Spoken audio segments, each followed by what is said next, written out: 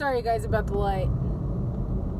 The sun is shining on me, honey. I've made no promises. I can't do golden rings, but I'll give you everything. What's up guys? It's your girl Paris back with another video. Now, of course, I'm out trying to multitask once again. Headed out to see a couple friends. But your girl had something on her mind. I finally finished the book that I was reading about habits. It's called Better Than Before by Gretchen Rubin. Now, I want to do a couple videos on this book because I learned a lot about habits. I learned a lot about the difference between habits and goals. And I also learned that there are 4 different types of habitual classifications. I don't know if I'm saying that right. I'm gonna have to look back in my book for reference to see what she actually called the 4 categories and how you as a person handle habit making and habit breaking as well.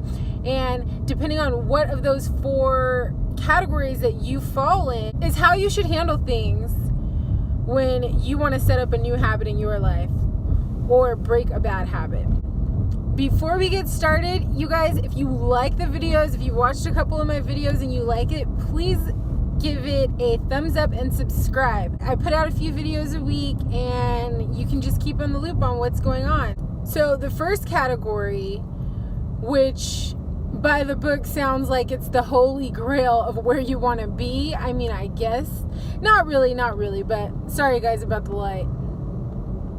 The sun is shining on me, honey. Now, Gretchen goes on to say that if you are categorized as an upholder, the types of qualities that you would have are you set goals and you like to achieve them. I mean, not who doesn't like to achieve their goals? You set goals and you stick to them.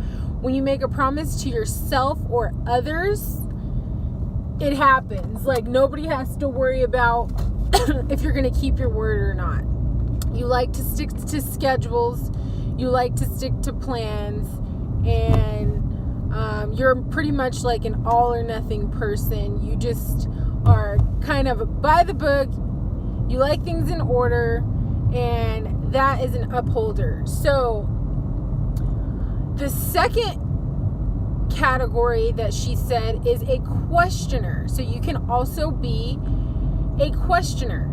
A questioner is a person that if a habit sounds reasonable and makes logical sense, they're down for it. But if they can find a reason why it doesn't make logical sense for them to do these things, then they'll just be like, screw it, you know. They question every single thing. How many questioners do you know in your life? Are you a questioner? Sometimes they could drive you nuts. But they're always good to have in your crew. They're always good people to know. I myself are neither one of those two, but we'll keep going. I thought I was a questioner at one point, and I think I have questioner tendencies, but we'll keep going. The third category is an obliger. Now, what Gretchen says about an obliger is someone who will stick to a habit if they're being told by someone else. They have an obligation to someone else to fulfill the habit or goal. Now, they work best in situations where they're in a group when they work out because they have to be held accountable. They would rather do things for others and sacrifice self-love. And sometimes this can be a problem. All the time it can be a problem. You have to live your life for yourself. So if you're an obliger, I mean, it happens here and there, but you don't want to be stuck in this category, it sounds like, because you're living your life for everybody else. Those people tend to be miserable. Also, Gretchen said. Now, here I think I am is a rebel. Rebels now, as soon as we're told to do something, we don't want to do it. As soon as there's a rule or a guideline, we try to find a way out of it. Gretchen gave a really good example of what how to handle rebels. She said that her father is a rebel. He's categorized as a rebel, and so in order to deal with him, and this is why it's so great to know what kind of people you're dealing with and what kind of person you are. That way you know what you're doing when you're around these people and how to kind of build rapport with these type of people. So as a rebel, Gretchen said that her father had medicine to take. Now, she knew that if she had told him, Dad, you really need to take your medicine, he probably wouldn't do it, just because he has that rebel mentality. So he gets his medicine and he comes and talks to her about it, and they want me to take this medicine. What do you think? And Gretchen tells him, oh, who cares? I mean, don't take the medicine. What do you need to take it for? You don't need to take it. All of a sudden her dad looks at her like she's crazy and goes, what, do you want me to die? And then he takes the medicine.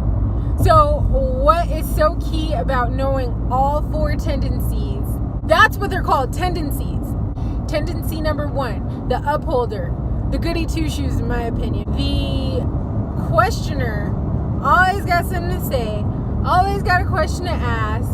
It's like your 2-year-old toddler, but why? But why? Because I said so. Third is the obliger. Now that person gets ran all over, easily manipulated, causing them to be never fully fulfilled, just in hopes that everyone will like them and love them. The rebel, which is the person who wants to go to the beat of their own drum, doesn't want anybody really telling them how things should go.